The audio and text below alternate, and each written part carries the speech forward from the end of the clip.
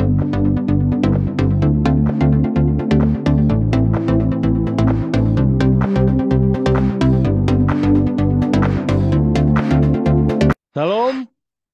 selamat pagi, selamat siang semuanya. Apa kabarnya? Baik, semoga bapak-bapak, para profesional, dan juga para pimpinan perusahaan selalu dalam keadaan sehat. Baik, sebelum kita mendengarkan firman Tuhan, mari kita berdoa. Ya Tuhan Bapa, terima kasih Tuhan, Kau telah beserta dengan kami hingga saat ini Tuhan. Ya Tuhan Bapa, kami hendak mendengarkan firman-Mu Tuhan. Ajari kami Tuhan, supaya kami dapat menyampaikannya dengan baik ya Tuhan. Kiranya Engkaulah bersama dengan kami, dengan roh kudus-Mu ya Tuhan, bersama-sama dengan kami, supaya kami juga bisa memahaminya. Terpujilah nama-Mu, di dalam nama anak-Mu, Kristus Yesus Tuhan kami. Amin. Baik saudara-saudara, firman Tuhan kita ini yang diambil dari 2 Korintus 5 ayat 6 sampai 10. Demikian bunyinya. Maka oleh karena itu hati kami senantiasa tabah, meskipun kami sadar bahwa selama kami mendiami tubuh ini, kami masih jauh dari Tuhan. Sebab hidup kami ini adalah hidup karena percaya, bukan karena melihat. Tapi hati kami tabah dan terlebih suka dan terlebih suka kami beralih dari tubuh ini untuk menetap pada Tuhan. Sebab itu juga kami berusaha, baik kami diam di dalam tubuh ini maupun kami diam di luarnya, supaya kami berkenan kepadanya. Sebab kita semua harus menghadap tahta pengadilan Kristus, supaya setiap orang memperoleh apa yang patut diterimanya sesuai dengan yang dilakukannya dalam hidupnya ini, baik ataupun jahat. Demikianlah firman Tuhan. Berbahagialah orang yang mendengarkan firman Tuhan dan memeliharanya. Amin. Saudara-saudara yang terkasih dalam nama Tuhan Yesus, dalam hal ini bapak-bapak dan ibu para profesional dan juga para pimpinan perusahaan, apakah bapak-bapak sebagai seorang pemimpin hidupnya berjalan dalam iman, bukan penglihatan seperti nas kita hari ini? Saya mengambil contoh seorang eh, orang seorang petinggi dan juga seorang yang sangat orang terkaya di dalam sejarah, yang seorang pendiri Standard Oil yang namanya adalah John D. Rockefeller. Nah, dia adalah sering diingat karena kekayaannya yang besar. Dan Rockefeller adalah seorang Kristen yang taat dan percaya pada pentingnya amal dan filantropi. Dia mendirikan berbagai yayasan amal dan sering berbicara tentang pentingnya iman dalam hidupnya. Rockefeller percaya bahwa kekayaan adalah amanah dari Tuhan yang harus digunakan untuk kebaikan. Nah, John David Rockefeller lahir pada tanggal 8 Juli 1839 di Richford, New York, sebagai anak kedua dari 6 bersaudara dalam keluarga yang sederhana. Ayahnya bernama William Avery Rockefeller dan mereka adalah seorang pedagang keliling. Sementara ibunya Elizabeth Davison Rockefeller adalah seorang wanita yang sangat religius dan disiplin. Pendidikan dasar Rockefeller tidak terstruktur secara formal, tapi dia belajar di sekolah-sekolah umum setempat. Nah, pada usia 16 tahun, Rockefeller mendapatkan pekerjaan pertamanya sebagai asisten akuntan di sebuah perusahaan kecil di Cleveland, Ohio. Gaji awalnya adalah $50 per 3 bulan. Ketekunan dan keterampilannya dalam mengelola keuangan dan transaksi bisnis menarik perhatian atasannya. Ini menjadi titik awal yang penting dalam karir bisnisnya. Nah, pada tahun 1863, Rockefeller dan mitra bisnisnya memutuskan untuk berinvestasi dalam bisnis minyak yang pada saat itu sedang berkembang pesat. Mana? Pada tanggal 10 Januari 1870, Rockefeller mendirikan Standard Oil Company bersama beberapa mitra. Nah, perusahaan ini didirikan di Ohio dan dengan cepat tumbuh menjadi pemain dominan dalam industri minyak. Nah, keberhasilan awal perusahaan ini banyak bergantung pada strategi Rockefeller dalam mengendalikan seluruh proses produksi minyak dan juga masalah distribusinya. Dan juga dalam hal ini Rockefeller dikenal karena pendekatannya yang agresif dalam bisnis. Dia menggunakan berbagai taktik untuk mengkonsolidasikan industri minyak di bawah kendali Standard Oil, termasuk merger dan akuisisi perusahaan-perusahaan minyak lainnya, serta membangun jaringan distribusi yang efisien. Salah satu langkah paling kontroversial adalah penggunaan praktik-praktik monopoli untuk mengendalikan harga dan menghilangkan persaingan. Taktik ini termasuk dalam strategi yang dikenal sebagai rebates, di mana Standard Oil menerima potongan harga khusus dari perusahaan kereta api yang tidak ditawarkan kepada pesaingnya. Nah, di puncak kejayaannya, Standard Oil menguasai sekitar 90% dari kapasitas penyulingan minyak di Amerika Serikat. Kesuksesan ini menjadikan Rockefeller orang terkaya di dunia pada masanya. Pada awal abad ke-20, kekayaan Rockefeller diperkirakan mencapai sekitar 900 juta US dollar, yang setara dengan beberapa ratus miliar dolar dalam nilai uang saat ini. Nah, terlepas dari kontroversi bisnisnya, Rockefeller juga dikenal sebagai salah satu filantropis terbesar dalam sejarah. Dia mendirikan beberapa lembaga amal dan yayasan yang berfokus pada pendidikan, ilmu pengetahuan, dan kesehatan masyarakat. Nah, beberapa kontribusi terbesarnya termasuk mendirikan pendirian University of Chicago, Rockefeller University, dan pembentukan General Education Board yang mendanai berbagai inisiatif pendidikan di Amerika Serikat. Nah, pada tanggal 23 Mei 1937, Rockefeller meninggal pada usia 97 tahun. Warisannya sebagai seorang pengusaha dan filantropis tetap kuat hingga saat ini. Standard Oil akhirnya dibubarkan oleh Mahkamah Agung Amerika Serikat pada tahun 1911 karena melanggar undang-undang anti monopoli, dan perusahaan tersebut dipecah menjadi beberapa perusahaan kecil, sebagian besar masih beroperasi hingga saat ini dalam bentuk perusahaan-perusahaan besar seperti ExxonMobil juga Chevron. Ada hal-hal yang kita pelajari dari ajaran-ajaran atau prinsip-prinsip Rockefeller, yaitu yang pertama adalah pentingnya integritas. Rockefeller percaya bahwa integritas adalah fondasi utama dari kepemimpinan yang efektif, meskipun seringkali dikritik karena taktik bisnisnya yang keras. Dia menekankan bahwa seorang pemimpin harus memiliki integritas pribadi dan profesional. Integritas ini mencakup kejujuran dalam semua transaksi bisnis dan memperlakukan orang lain dengan hormat dan adil. Yang kedua adalah kerja keras dan ketekunan. Rockefeller adalah contoh nyata dari nilai kerja keras dan ketekunan. Dia memulai karirnya dari bawah dan bekerja tanpa lelah untuk mencapai tujuannya. Dia sering mengatakan bahwa tidak ada pengganti untuk kerja keras dan bahwa kesuksesan sejati hanya bisa dicapai melalui upaya yang berkelanjutan dan dedikasi penuh.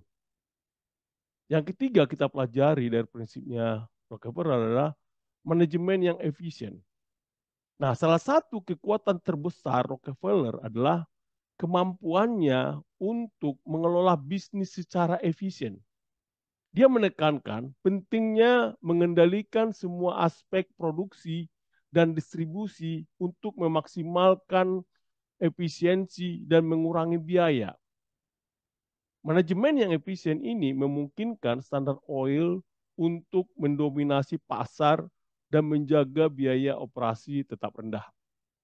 Dan yang keempat yang kita bisa pelajari adalah pentingnya investasi dalam pendidikan dan penelitian. Rockefeller percaya bahwa investasi dalam pendidikan dan penelitian adalah kunci untuk kemajuan dan inovasi. Dia mendirikan beberapa institusi pendidikan dan penelitian seperti University of Chicago dan Rockefeller University yang telah memberikan kontribusi signifikan bagi perkembangan ilmu pengetahuan dan juga pendidikan. Dan yang kelima yang kita pelajari adalah filantropi dan tanggung jawab sosial. Rockefeller mengajarkan pentingnya filantropi dan tanggung jawab sosial. Dia percaya bahwa kekayaan yang diperoleh harus digunakan untuk kebaikan masyarakat. Melalui yayasan-yayasan amalnya, Rockefeller mendanai berbagai proyek yang bertujuan untuk meningkatkan kesehatan, pendidikan, dan kesejahteraan masyarakat. Dia merasa bahwa pemimpin bisnis memiliki tanggung jawab untuk memberikan kembali kepada masyarakat dan membantu mereka yang kurang beruntung. Dan prinsip keenam yang kita bisa pelajari adalah adaptasi dan inovasi.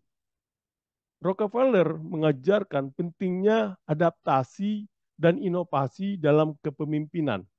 Dia terus-menerus mencari cara untuk memperbaiki proses bisnis dan menemukan metode baru untuk meningkatkan efisiensi.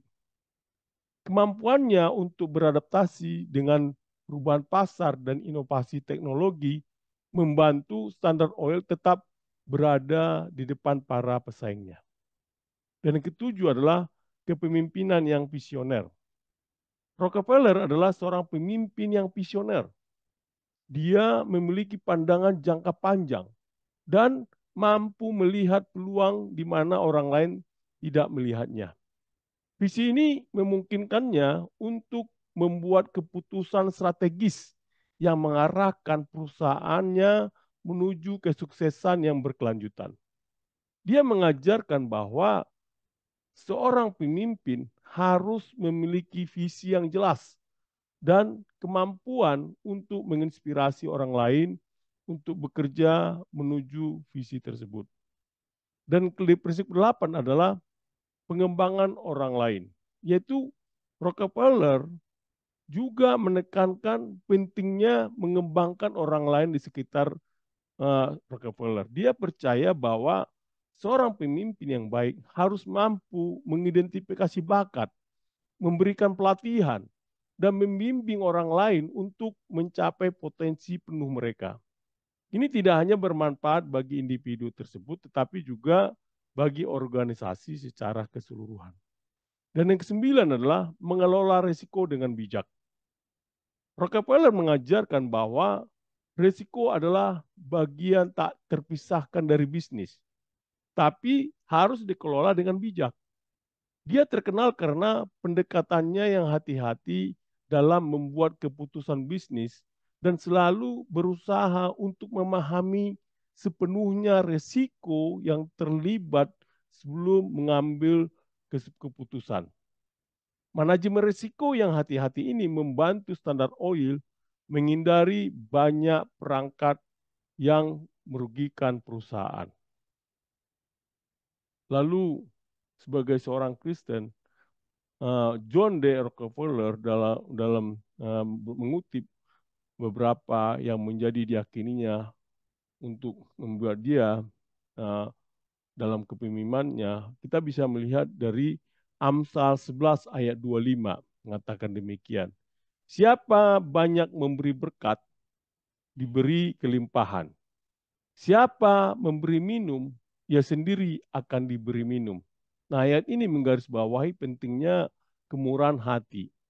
Nah, Rockefeller memahami bahwa dengan memberi kepada orang lain, dia juga akan menerima berkat yang berlimpah.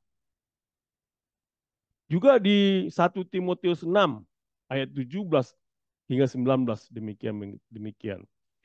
Peringatkanlah kepada orang-orang kaya di dunia ini agar mereka jangan tinggi hati dan jangan berharap pada sesuatu yang tak tentu seperti kekayaan, melainkan pada Allah dalam kekayaannya memberikan kepada kita segala sesuatu yang dinikmati. Peringatkanlah agar mereka itu berbuat baik, menjadi kaya dalam kebajikan, suka memberi dan membagi. Dan dengan demikian mengumpulkan suatu harta sebagai dasar yang baik bagi dirinya di waktu yang akan datang untuk mencapai hidup yang sebenarnya. Ayat ini mengingatkan orang kaya untuk tidak sombong dan tidak mengandalkan kekayaan mereka, tapi kepada Tuhan, serta untuk menggunakan kekayaan mereka, yaitu untuk melakukan kebaikan dan membantu orang lain. Saudara-saudara yang terkasih dalam nama Tuhan Yesus, kita bisa melihat relevansinya kepada uh, surat 2 Korintus ini. Nah, surat 2 Korintus ini ditulis oleh Rasul Paulus sekitar, kita kembali lagi pada tahun 55 sampai 57 Masehi. Nah, surat ini ditujukan kepada jemaat di Korintus, sebuah kota di Yunani yang terkenal dengan keragaman budaya dan tantangan moral. Nah, Korintus adalah pusat perdagangan penting yang menjadi tempat bertemunya berbagai budaya dan agama, sehingga menciptakan tantangan bagi komunitas Kristen awal untuk tetap setia pada ajaran Kristus di tengah godaan dan tekanan eksternal. Nah, Paulus menulis 2 Korintus ini adalah untuk menguatkan jemaat, membela otoritasnya sebagai rasul, dan juga memberikan pengajaran mengenai beberapa isu teologis dan praktis yang dihadapi jemaat. Nah, salah satu tema utama surat ini adalah penghiburan dan harapan di tengah penderitaan, serta panggilan untuk hidup kudus dan berkenan di hadapan Tuhan. Lalu bagaimana, uh, mengapa pasal ini dibuat oleh Rasul Paulus? Yaitu pertama adalah untuk menguatkan iman dan keberanian. Paulus ingin memberikan semangat kepada jemaat Korintus untuk tetap tabah dan berani dalam menghadapi kehidupan duniawi dan keyakinan bahwa kehidupan yang sesungguhnya adalah bersama Kristus. Yang kedua adalah hidup dengan iman, bukan penglihatan. Ayat ini menekankan prinsip penting dalam iman Kristen, yaitu hidup berdasarkan kepercayaan dan bukan berdasarkan apa yang dilihat. Ini relevan dalam konteks perjuangan jemaat yang menghadapi ketidakpastian dan tantangan. Dan hal yang ketiga adalah tanggung jawab kekal. Paulus mengingatkan bahwa setiap orang akan bertanggung jawab atas perbuatannya di hadapan Kristus. Ini menekankan pentingnya hidup dengan integritas dan kesadaran akan konsekuensi kekal dari tindakan kita. Dan bagaimana seorang bapak-bapak sebagai seorang profesional dan juga seorang pemimpin dalam melihat hal ini. Nah, bapak-bapak sebagai seorang profesional maupun seorang pimpinan seringkali berhadapan dengan berbagai tantangan dalam pekerjaan dan kehidupan sehari-hari. Ada beberapa hal yang kita bisa pelajari di sini, di 2 Korintus ini adalah ketabahan dan kepercayaan. Nah, di sini Paulus berbicara tentang pentingnya memiliki hati yang tabah dan hidup dengan iman. Bukan hanya berdasarkan apa yang terlihat.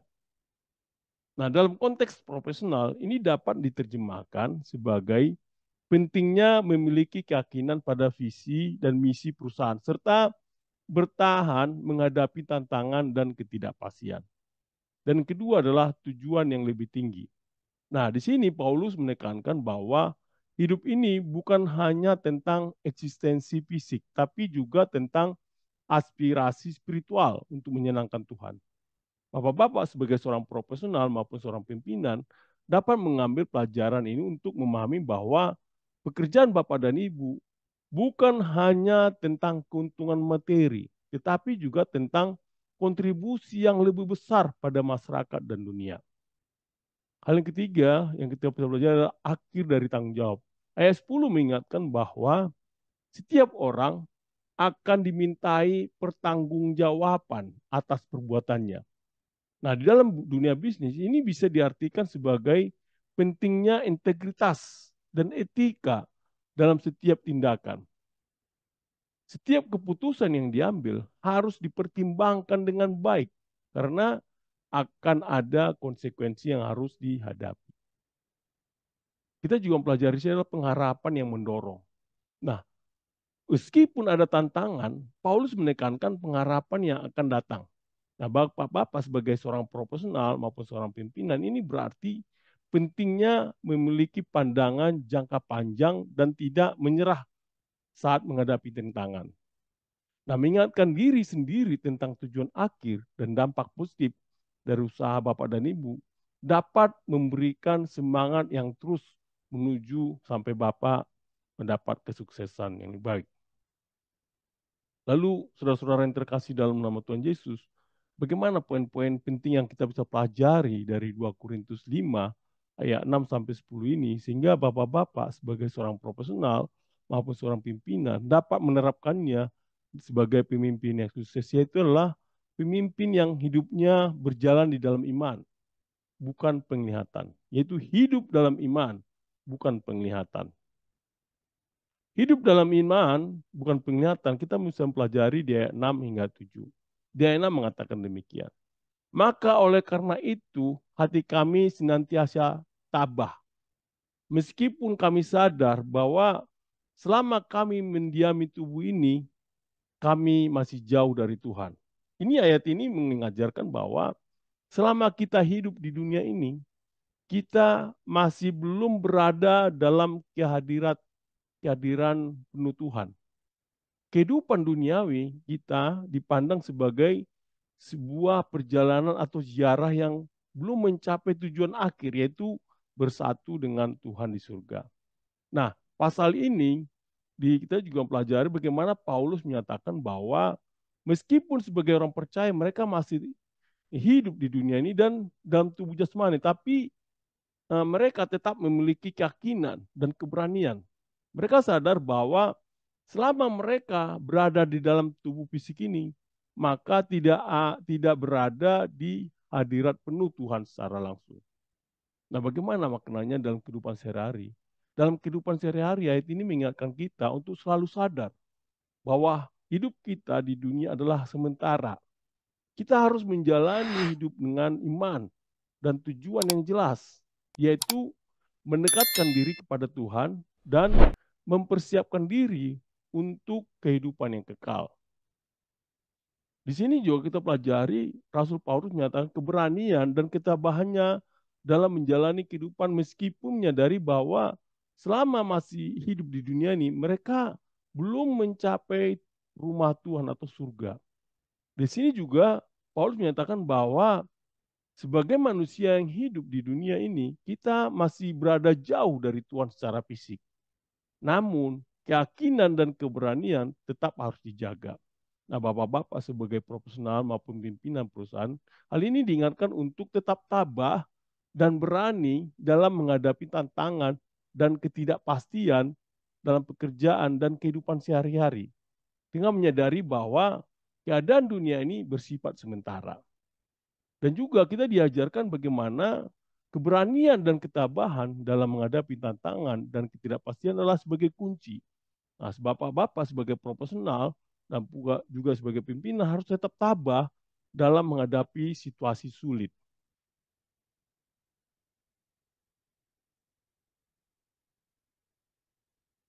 Nah, di ayat 6 ini juga kita bisa pelajari bagaimana di ayat 7 kita bisa pelajari adalah sebab hidup kami ini adalah hidup karena percaya, bukan karena melihat. Artinya di sini bahwa ayat ini menekankan pentingnya iman dalam kehidupan seorang Kristen. Kita dipanggil untuk hidup berdasarkan iman, bukan berdasarkan apa yang kita lihat dengan mata jasmani kita. Iman adalah dasar dari hubungan kita dengan Tuhan. Nah, ayat ini menekankan kehidupan iman. Orang percaya hidup berdasarkan kepercayaan kepada Tuhan dan janji-janjinya, bukan berdasarkan apa yang mereka lihat dengan mata fisik. Ini mencerminkan prinsip dasar dari iman Kristen yang mempercayai hal-hal yang tidak terlihat tetapi dijanjikan oleh Tuhan. Nah, bagaimana kita melihatnya ini dalam kehidupan sehari-hari? Kita sering menghadapi situasi yang tidak pasti atau sulit dimengerti. Ayat ini mengajarkan kita untuk tetap percaya kepada Tuhan meskipun kita tidak selalu memahami rencananya dan melihat hasilnya secara langsung. Kepercayaan dan iman kita kepada Tuhan harus tetap teguh, di mana hidup orang percaya didasarkan pada iman, bukan pada apa yang terlihat. Dan di sini mengandalkan keyakinan dan visi jangka panjang daripada hanya berfokus pada hasil yang selalu terlihat. Bapak-bapak sebagai pemimpin harus membangun kepercayaan dalam tim dan mengambil keputusan berdasarkan nilai dan prinsip yang diyakini. Juga hidup berdasarkan iman kepada Tuhan bukan semata-mata berdasarkan apa yang kita lihat atau alami. Nah, bapak-bapak sebagai seorang profesional, keyakinan dan visi sangat penting. Bapak-bapak sebagai pemimpin harus percaya pada visi dan misi organisasi, meski hasilnya belum terlihat. Lalu bagaimana kita bisa melihat dari poin-poin ini? Kita bisa pelajari bagaimana poin-poin ini bisa menjadi dasar bagi kehidupan kita sehari-hari, yaitu adalah keyakinan dan ketabahan. Yaitu kita bisa lihat di ayat 6, di mana dalam keyakinan dan ketabahan ini, Paulus menyatakan bahwa meskipun kita masih berada di dunia ini, kita harus tetap tabah dan berani. Karena kita tahu bahwa kita masih jauh dari Tuhan dalam arti fisik. Yaitu hal ini kita penting untuk memiliki keyakinan dan keberanian dalam menghadapi tantangan dan ketidakpastian di tempat kerja. Seorang pemimpin harus tetap tabah dan percaya pada visi serta misi perusahaan meskipun menghadapi hambatan. Kita juga mempelajari di sini mengenai di ayat 6 ini adalah ketabahan dan kesadaran akan jarak dengan Tuhan. Yaitu selama kita masih hidup di dunia, kita belum sepenuhnya bersama Tuhan.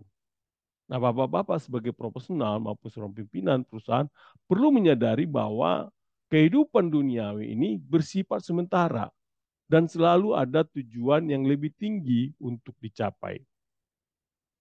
Juga kita pelajari di sini adalah keyakinan dalam kehidupan dan pekerjaan. Tadi dia menjelaskan. Makna ayat 6 ini adalah untuk bapak-bapak sebagai pemimpin, bapak-bapak dan juga ibu sebagai seorang pemimpin harus memiliki keyakinan dan keberanian dalam menghadapi tantangan. Meskipun ada ketidakpastian, bapak-bapak dan ibu harus tetap teguh dan yakin bahwa bapak-bapak dan ibu berjalan sesuai dengan rencana yang lebih besar. Juga bapak-bapak di ayat 7 ini kita bisa pelajari juga hidup oleh iman bukan oleh penglihatan. Nah, di sini kita diajarkan bahwa hidup ini adalah hidup berdasarkan iman, bukan berdasarkan apa yang terlihat. Keyakinan pada hal-hal yang tidak terlihat adalah inti dari iman Kristen. Nah, bapak-bapak sebagai seorang profesional maupun seorang pemimpin perusahaan yang dalam keadaan di dunia bisnis, seringkali keputusan harus diambil berdasarkan visi jangka panjang dan intuisi, bukan hanya data yang terlihat. Seorang pemimpin harus mampu melihat potensi dan peluang yang belum terwujud dan berani mengambil langkah-langkah strategis. Nah, kita juga di ayat 7 ini kita pelajari kehidupan yang dijalani dengan iman, yaitu hidup kita dijalani adalah hidup dengan iman, bukan berdasarkan apa yang kita lihat, yaitu sebagai profesional maupun sebagai pimpinan. Hal ini penting untuk memiliki visi dan keyakinan terhadap tujuan jangka panjang perusahaan. Nah, tidak semua hasil akan segera terlihat, namun dengan iman dan kerja keras, hasil positif akan terlihat. Keyakinan ini juga mencakup percaya pada tim dan juga proses yang ada. Nah, juga kita pelajari di sini bahwa adalah hidup karena percaya. Dia itu juga menjelaskan bahwa kehidupan Kristen adalah kehidupan yang berdasarkan iman, bukan apa yang terlihat. Di mana bapak-bapak sebagai pemimpin harus membangun keputusan berdasarkan prinsip dan nilai-nilai iman, meskipun hasilnya tidak langsung terlihat. Kita juga diajarkan di sini, di ayat 7 ini, hidup karena percaya. Yaitu di ayat 7 ini mengingatkan kita bahwa hidup ini adalah hidup karena iman, bukan karena melihat. Kita hidup berdasarkan kepercayaan kepada Tuhan, bukan hanya pada apa yang tampak secara fisik. Nah, sebagai seorang pemimpin, bapak-bapak harus memimpin dengan visi dan keyakinan, bukan hanya berdasarkan data dan bukti yang terlihat. Iman dalam visi dan tujuan organisasi sangat penting untuk mencapai keberhasilan. Nah, di ayat 6 dan 7 ini kita bisa pelajari juga adalah hidup dalam iman bukan penglihatan, yaitu menjelaskan pentingnya hidup dalam iman dan bukan berdasarkan apa yang terlihat secara fisik. Nah, sebagai seorang profesional maupun seorang pemimpin perusahaan, ini berarti membuat keputusan yang berdasarkan keyakinan dan prinsip-prinsip moral, bukan hanya berdasarkan fakta dan data yang terlihat. Mengandalkan iman memberi kekuatan untuk menghadapi tantangan dan ketidakpastian.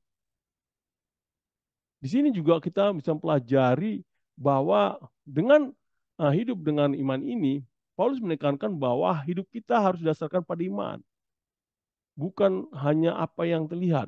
Yaitu sebagai seorang pemimpin juga, pemimpin, Bapak jadilah seorang pemimpin yang efektif, yaitu bapak-bapak harus memiliki visi jangka panjang dan berani mengambil keputusan berdasarkan keyakinan dan prinsip yang kuat, bukan hanya berdasarkan situasi saat ini.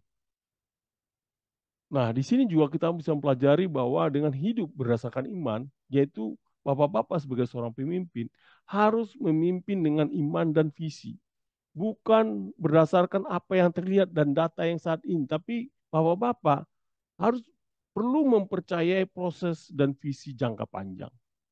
Nah, di ayat 7 ini juga kita bisa melihat hidup oleh iman bukan oleh penglihatan. Artinya di ayat 7 ini mengajarkan kita bahwa kehidupan yang benar adalah kehidupan yang didasarkan pada iman, bukan pada apa yang terlihat oleh mata. Yaitu bapak-bapak sebagai profesional, ini mengingatkan bahwa bapak-bapak sebagai pemimpin untuk tidak hanya bergantung pada data dan angka, tetapi juga pada nilai-nilai dan prinsip-prinsip yang mungkin tidak selalu terlihat jelas. Nah, di sini juga kita pelajari bahwa hidup dalam keyakinan. Nah, bapak-bapak sebagai seorang profesional dan juga seorang pemimpin perlu mengandalkan iman dalam menjalani kehidupan bapak dan ibu. Meskipun bapak dan ibu mungkin tidak selalu melihat hasil langsung dari tindakan bapak dan ibu. Nah, keputusan strategis seringkali harus diambil berdasarkan visi jangka panjang dan keyakinan dalam prinsip-prinsip dasar bisnis yang etis. Di sini juga Paulus juga mengajarkan kita dengan yang tabah hati. Nah, bapak-bapak sebagai pemimpin harus memiliki keberanian untuk bertahan dan tetap teguh dalam prinsip bapak dan ibu, bahkan di tengah tantangan dan ketidakpastian.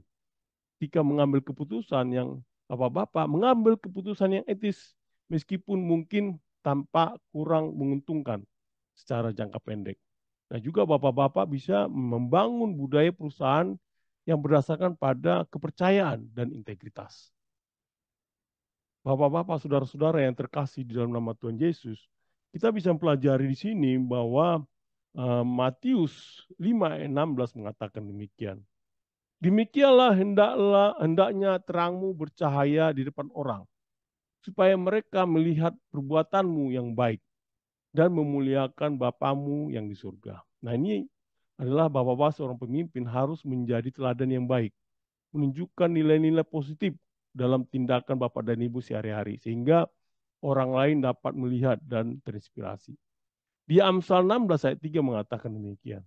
Serahkanlah perbuatanmu kepada Tuhan, maka terlaksanalah segala rencanamu.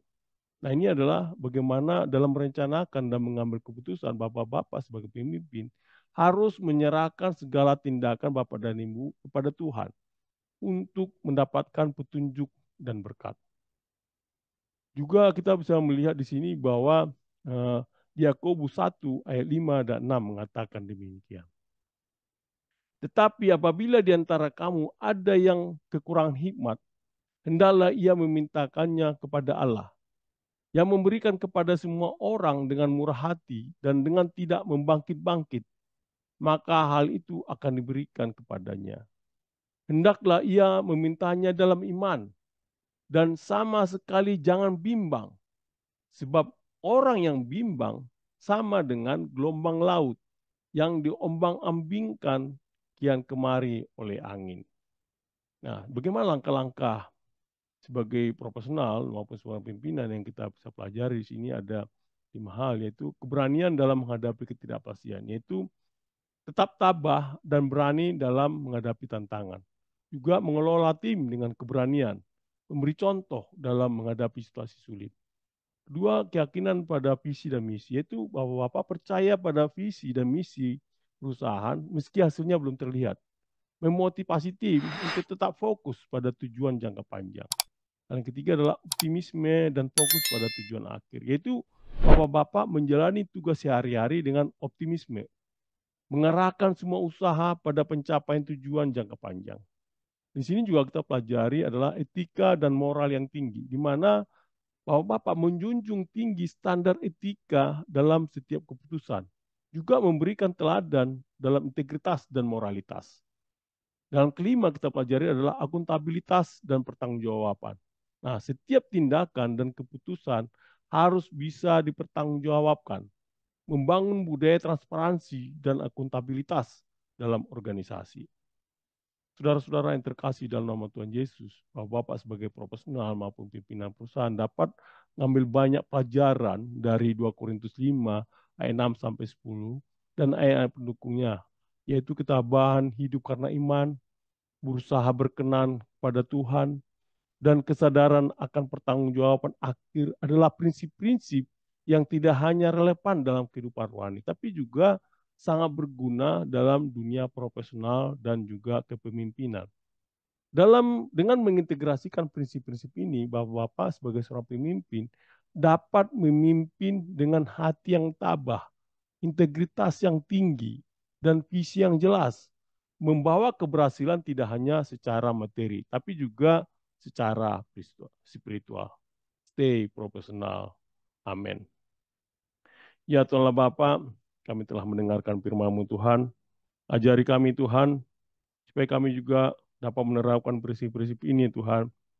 Supaya kami juga selalu menjalankan kerjaan kami berdasarkan iman ya Tuhan, bukan apa yang kami lihat.